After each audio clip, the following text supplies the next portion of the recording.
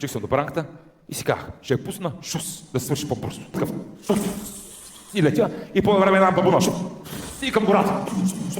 И по време един тънер, шус. И гледам, ще има черен способ, си казвам, майко, аз това се шипна лицето от този тънер, летях, ти виждам, аз на къс. И когато се летя, и ще замислих, шус.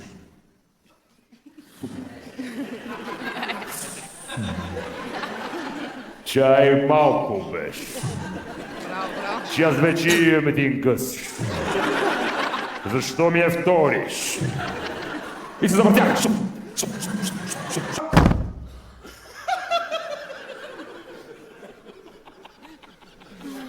Да си бях дал лицето, хора.